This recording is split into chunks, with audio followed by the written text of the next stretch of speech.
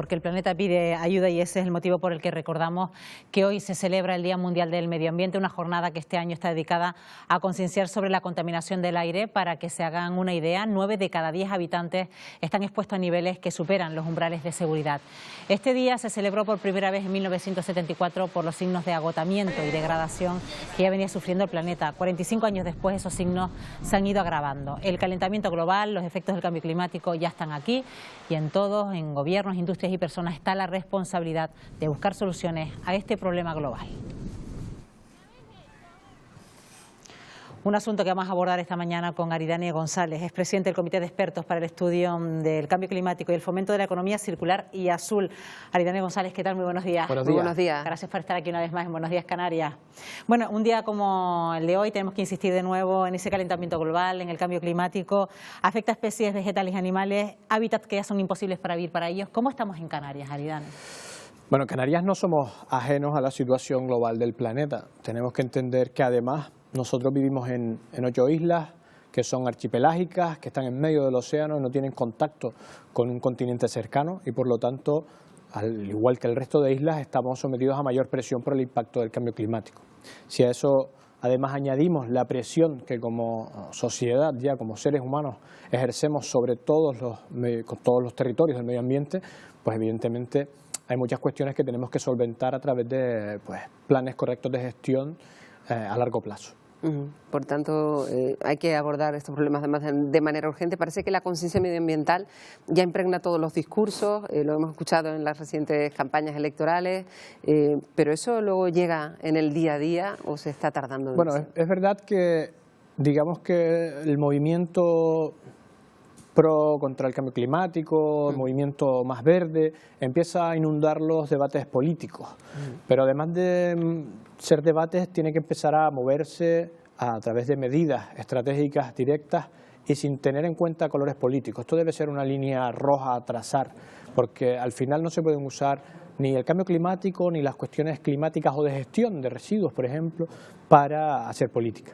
Por un lado. Y por otro lado, tiene que haber consenso porque necesitamos ir un paso más allá. Si queremos de verdad tener un mundo más sostenible, si queremos de verdad tener una sociedad que haga frente al cambio climático, debemos apostar por una formación en ese sentido. Y para eso tiene que haber un acuerdo entre todas las fuerzas, para eso tiene que haber un acuerdo para que toda la sociedad en su conjunto pueda tomar acciones y tengan la capacidad de desarrollar acciones para luchar contra el cambio climático y para tener una tierra más sostenible. Pero luego nos encontramos a nivel mundial con un panorama donde hay formaciones políticas, gobiernos que son negacionistas del cambio climático.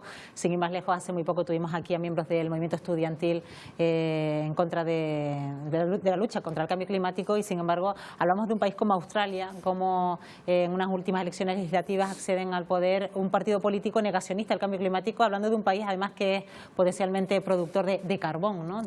Sí, además, no solo Australia, tenemos el caso, la bandera, digamos, que es Estados Unidos que se retira de todos los planes que tengan que ver con el desarrollo sostenible y con el medio ambiente, todos, no solo con las cuestiones climáticas. Pero es que si nos vamos a, por ejemplo, la COP24, también hubieron países como Polonia que hicieron el intento de retirarse porque tenían que cambiar el modelo productivo de su sociedad. Pero la realidad es esa. No podemos seguir viviendo como hemos vivido en los últimos 200 años. Este modelo productivo de la quema de combustibles fósiles solo nos lleva a tener un deterioro continuo de nuestro planeta. Eso por un lado. Y por otro lado, evidentemente, en los últimos 30 años nuestra sociedad ha vivido envuelta en un modelo de economía lineal donde solo se consume y se producen residuos y eso afecta directamente a la salud de los ecosistemas. Eso hay que cambiarlo, pero hay que cambiarlo en todas las medidas. Tenemos que dar herramientas a la gente, pero tenemos que hacer políticas que vayan en esa dirección. Y para eso hace falta estrategia y planes con consenso. Lo que no podemos es hacer planes en materia de desarrollo sostenible, en materia de medio ambiente, que cambien cada 4 años, en el mejor de los casos. Claro. Tienen que ser a largo plazo, si no, siempre estamos envueltos en rutinas que no llegan a tener el desarrollo que deberían. Y ante este panorama en el que se habla de países, de cambios de modelo, de energía, un ciudadano en su casa dice, bueno, ¿y entonces para qué voy yo a reciclar? Porque mi contribución es tan ínfima a este problema que no debería esforzarme. ¿Cómo cambiamos esa idea? Eso se cambia a través de la educación, a través de la educación.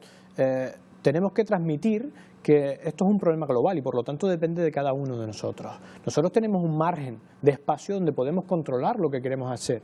Nosotros siempre vamos a favor de que la gente tiene que tener conocimiento y poner en valor el medio ambiente. Hoy, que es el Día Internacional del Medio Ambiente, y el sábado el Día Internacional de los Océanos, la gente, para de verdad hacer o llevar a cabo acciones por el medio ambiente, debe amar el medio ambiente, debe amar el océano, y para eso hay que conocerlo y hay que vivirlo. Y todas las acciones y todas las aportaciones son buenas en todas las medidas, desde la pequeña aportación que puedo hacer yo en casa o en la oficina hasta la que hagan las grandes industrias. Pero la sociedad también tiene fuerza para cambiar hábitos en ese sentido. Precisamente estábamos viendo en esas imágenes a gente como recoge basura de nuestros barrancos, incluso en la orilla del mar, y hablando precisamente de que el próximo día 8 de junio es el Día Mundial de los Océanos, también uno de los grandes enemigos de nuestros océanos es el plástico, Aridane. Sí, evidentemente, ya hay muchísimos resultados en materia de investigación y además cada resultado nuevo arroja datos más preocupantes. De hecho, en la Universidad de Las Palmas, por ejemplo, sin ir más lejos, hay un grupo el grupo EOMAR que es puntero a nivel nacional en este tipo de estudios, de cuantificar los plásticos y microplásticos en el litoral. Pero hay muchas acciones sociales y civiles en esta materia en Canarias. Nosotros, evidentemente, también abogamos porque tiene que haber un cambio normativo, como ya Europa plantea, de prohibir los plásticos de un solo uso. La propia estrategia canaria, que nace pues de cuestiones que este comité científico propone al gobierno para establecer una estrategia que limite los plásticos de un solo uso en Canarias, pero que además dé herramientas a las empresas y a la investigación para buscar alternativas, pero también a la sociedad, para que vea que las buenas conductas en casa tienen repercusiones positivas, porque estamos siempre, o los gobiernos generalmente focalizan en penas, pero hay que empezar a hablar de incentivos positivos a todas las personas que hagan bien sus deberes en favor del medio ambiente y la sostenibilidad. Y hay muchísimas acciones en Canarias. Nosotros no estamos ajenos al impacto que tienen los plásticos, porque en los últimos 30 años hemos producido tanto plástico que no abordamos la gestión correcta de los residuos. Claro, que el plástico del que nos estamos lamentando es plástico que viene acumulado de generaciones, podríamos decir, que no es solo lo que podemos hacer ahora, esto es el problema acumulado de décadas. Si hablamos con nuestros abuelos y nuestras abuelas, vemos que hace 30 años no teníamos este problema. Claro. Es un problema que hemos generado en muy corto espacio de tiempo. En esto es importante siempre decir que no es todo el plástico un problema, porque gracias al plástico pues también hemos evolucionado como sociedad, ¿no? Tenemos estas ropas que llevamos, estas gafas, estos ordenadores, estas sillas, pero el plástico de un solo uso, ese que es irracional, que usamos unos minutos y luego lo tiramos, eso acompañado de una conducta o poco conocimiento del desarrollo sostenible, digamos, ha hecho que se acumulen en barrancos y en el litoral. Pero a eso además tenemos que ir más allá y es solicitar que haya medidas estratégicas concretas, en el caso de Canarias, que tengan en cuenta la realidad canaria, porque nosotros no podemos tener plantas de valorización de plásticos o plantas de reciclaje en todas las islas, porque económicamente digamos que no es factible, pero sí que podemos buscar herramientas, y así hemos solicitado al Gobierno de Canarias que busque las herramientas dentro del REF que hagan posible que los residuos se puedan mover entre islas para dar un tratamiento correcto, minimizando su impacto en el medio ambiente.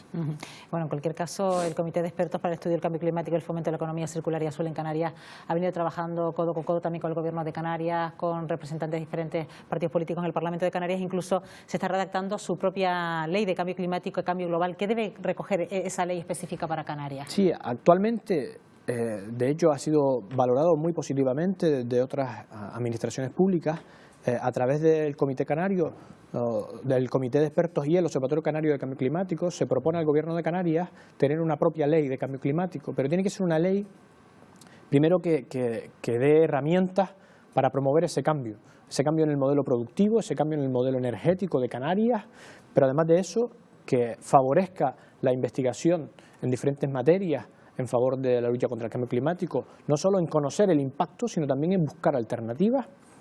Y lo bueno de esta primera parte de la ley es que digamos que todos y todas los expertos y expertas que están en el Observatorio Canario por el Cambio Climático, que son alrededor de 70 investigadores e investigadoras de las universidades y centros de investigación de Canarias, ya han empezado a aportar su granito de arena y la están redactando técnicos del Gobierno de Canarias. En contra de lo que normalmente pasa con otras leyes, que quienes la redactan primero son los políticos y luego pasa a los técnicos. Aquí se está yendo en el paso contrario, que consideramos evidentemente desde la comunidad científica que es un camino que le debe dar más solidez y además digamos que más consistencia de cara a todos los partidos, porque ellos son los que tienen que buscar el consenso, porque son ellos los que tienen que aprobarla luego en el Parlamento. Bueno, de hecho, aprovechando que ahora mismo nos encontramos en un periodo de espera en cuanto a la configuración del próximo Gobierno de Canarias, es verdad que siempre ha sido voluntad por parte de este comité de que se configure una consejería dedicada específicamente al medio marino, ¿no? Sí, de hecho eso es una de las propuestas que hicimos al Gobierno de Canarias en la última reunión que tuvimos con el presidente del Gobierno, donde nosotros consideramos que debe haber una consejería del mar o una dirección general del mar que aglutine todos los aspectos marino-marítimos en Canarias. Evidentemente hay aspectos como la energía u otros que son de mucha magnitud y que deben tener su propio margen, pero esta dirección general o la consejería, como hacen en otras regiones del Atlántico, pues debe ser el punto de cohesión y de unión para hacer un trabajo de sinergia y un trabajo horizontal, digamos. ¿Por qué? Porque si no, no podemos disminuir esa burocracia que hace que se ralenticen muchísimas acciones. A veces consideramos que no se están haciendo acciones, no se están desarrollando acciones y simplemente están en un proceso burocrático que es bastante largo y prolongado. Por ejemplo, hablamos en el futuro, el potencial de Canarias pasa por la energía offshore, estabilizando la energía a través de centrales hidroeléctricas. Por ahí tenemos un gran potencial a nivel internacional, pero eso debemos hacer que burocráticamente sea rápido dentro de lo normal y que no se prolongue mucho en el tiempo, porque tenemos que buscar acciones y desarrollo tanto tecnológico como social y económico en Canarias a corto plazo. Sobre todo porque se habla tanto del futuro pues, laboral, tanto que se habla de diversificación de esa famosa economía azul, que debe ser realmente una salida para los jóvenes que están buscando precisamente ahí pues una actividad. Evidentemente, Canarias tiene un potencial importantísimo a nivel europeo en cuanto a economía circular y economía azul. En la economía azul no vamos a descartar que estamos en islas y tenemos todos los ingredientes. Tenemos 2 universidades con muchos investigadores e investigadoras que son potentes en diferentes áreas a nivel internacional. Tenemos ingeniería, tenemos FP Dual y FP Azul, tenemos grandes empresas, tenemos un puerto que es número 1 en bunkering a nivel nacional, tenemos infraestructura. Ahora lo que tenemos es que apostar por ello para que Canarias sea una potencia. Y en economía circular, para luchar contra todos los grandes problemas de sostenibilidad en Canarias, especialmente en materia de residuos, pues tenemos todos los ingredientes que tiene Europa. Tenemos grandes urbes y pequeñas urbes, más localizadas y menos localizadas, y tenemos la capacidad de diseñar modelos que sean luego extrapolables especialmente a otras islas, porque al final nos tenemos que comparar con los modelos de gestión que hay en otras islas, que es donde podemos ser totalmente competitivos. Bueno, pues esta es nuestra radiografía de Canarias en este Día Mundial del Medio Ambiente. Aridane González, presidente del Comité de Expertos para el Estudio del Cambio Climático y el Fomento de la Economía Circular y Azul. Gracias una vez más por estar aquí en Buenos Días Canarias. Muchas gracias. Hasta la próxima.